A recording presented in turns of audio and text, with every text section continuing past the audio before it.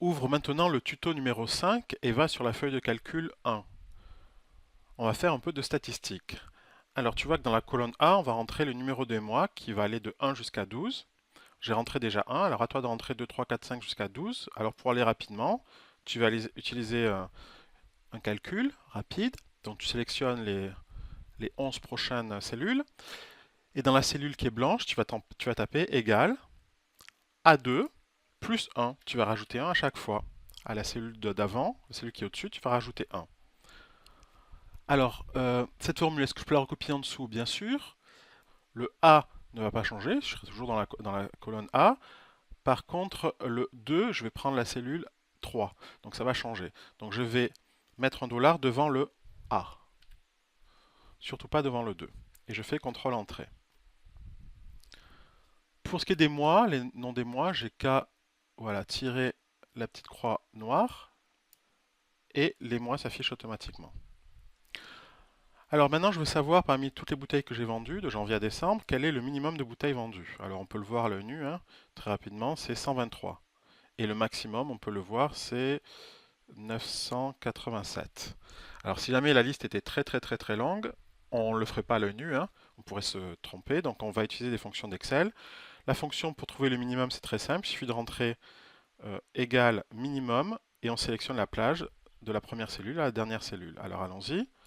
Donc je rentre égal minimum, entre parenthèses, je sélectionne toute la plage de cellules, je ferme la parenthèse, j'appuie sur Entrée, effectivement, il me trouve 123, c'est bien le minimum. Pour ce qui est du maximum, je tape égal, donc je vérifie quelle est la syntaxe.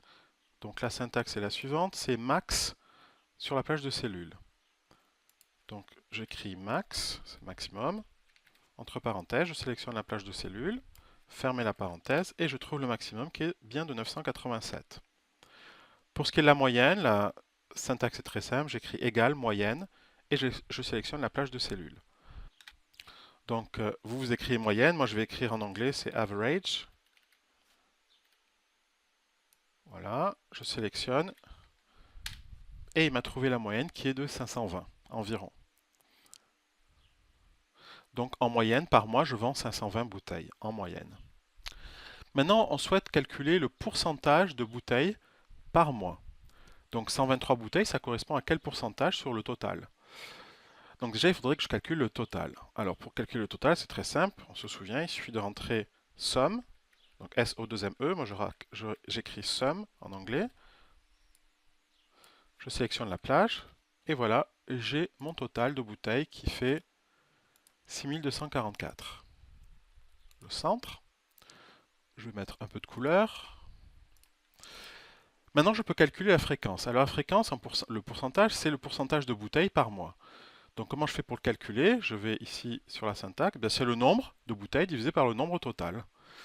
Donc le nombre ici c'est égal, je clique sur ce nombre, divisé par le total. Ah, mais moi je veux calculer la fréquence sur toute la plage de cellules. Donc je vais effacer tout ça, je vais sélectionner ma plage de cellules et je vais réfléchir sur mon brouillon.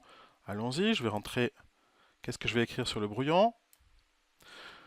Donc réfléchissons, ici on a dit je suis en D2. Donc en D2, je vais écrire quoi? Eh bien la formule me dit c'est le nombre c'est C2 sur le nombre total, c'est-à-dire C14. Donc D2 égale C2 divisé par C14. Et là, je fais très attention.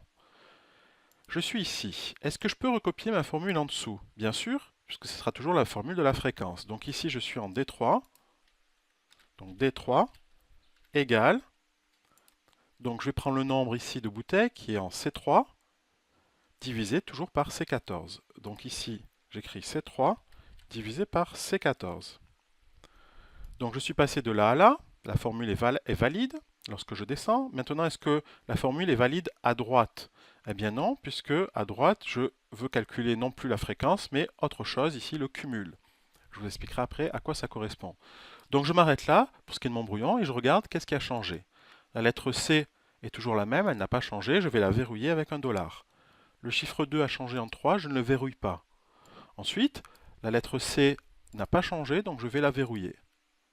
Et enfin, 14 n'a pas changé, je vais aussi le verrouiller. Donc je dois rentrer cette formule ici dans la cellule D2. Donc je sélectionne toute la plage sur laquelle je vais appliquer la formule. Dans la cellule blanche, j'écris égal C2 divisé par, je clique sur C14, voilà, et maintenant je peux mettre les dollars où je veux. Donc, alors je peux mettre, j'appuie sur F4 une fois, deux fois, trois fois, et pour C14, j'appuie sur F4 une seule fois et les dollars sont bien placés. Je valide en faisant CTRL-Entrée.